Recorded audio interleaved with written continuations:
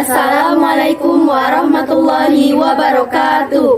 Kami dari kelompok 3 kelas 11 IPA 2 akan memperkenalkan diri terlebih dahulu. Yang pertama, saya Maritza Aurelia Siregar. Saya Siti Fargiba Awalia. Saya Ya'egata Nasua. Saya Nur Anjani Lutfia. Saya Nora Febriani. Saya Zahara Batisa Sawal. Pada kesempatan kali ini, kami akan melakukan praktikum fisika, yaitu membuat alat pendeteksi gempa sederhana. Jadi, tonton sampai akhir. Jadi, untuk membuat alat pendeteksi gempa sederhana, kita memerlukan beberapa alat dan bahan. Di antaranya adalah 1 buah toples plastik bekas, 5 buah paku berukuran besar, 1 buah magnet kecil berbentuk bulat, beberapa buah stik es krim, 1 buah pipa bekas dengan panjang kurang lebih 10 cm, 2 buah baterai berukuran A4, tempat baterai A4, lem tembak, lilin, 2 buah kabel, papan kayu, dan yang terakhir adalah buzzer berukuran kecil. Kita masuk ke cara pembuatan. Pertama-tama kita akan membuat 4 lubang pada tutup toples plastik. Ambil sebuah paku, lalu untuk bagian pegangan lapisi dengan kain. Panaskan bagian ujung tajam paku ke lilin selama beberapa saat, atau hingga bagian tersebut menjadi sedikit menghitam.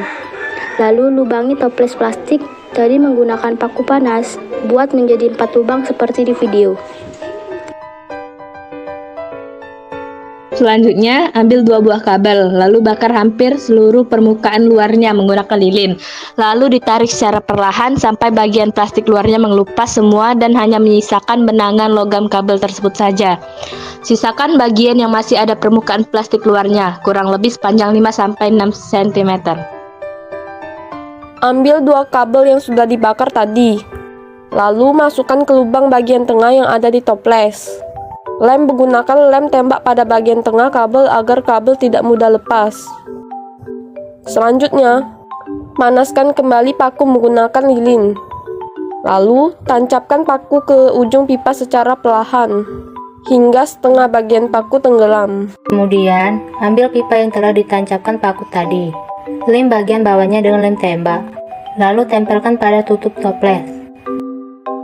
Beri lem juga pada bagian bawah tutup toples yang ada stik, untuk ditempelkan pada papan kayu. Lanjut, ambil 3 buah paku besar. Lalu, tancapkan masing-masing pada masing-masing bagian atau lubang yang sudah ada di tutup toples sebelumnya. Jika sudah tertancap, dilanjutkan dengan melilit kabel pada ketiga paku tersebut, seperti di video.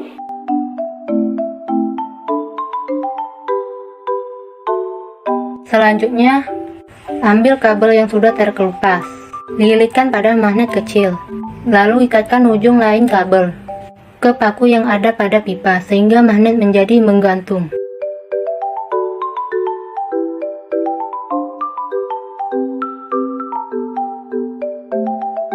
Sambungkan kabel pada buzzer dan juga pada tempat baterai A4 seperti di video. Lalu tempel keduanya pada papan kayu. Terakhir, masukkan baterai pada tempatnya. Untuk mengetahui pembuatan alat pendeteksi gempa ini berhasil atau tidak, dapat dibuktikan dengan cara menggoyangkan magnet hingga menempel pada salah satu dari 3 paku yang ada.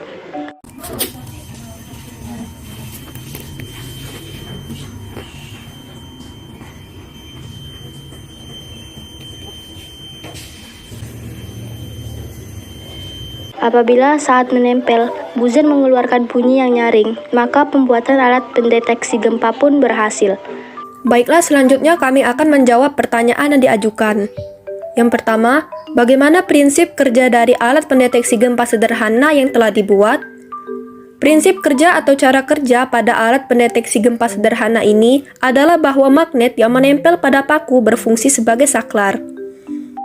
Jika magnet dan paku bersentuhan atau menempel akibat suatu goncangan, maka rangkaian listriknya akan menjadi tertutup, sehingga listrik dari baterai akan mengalir ke buzzer aktif.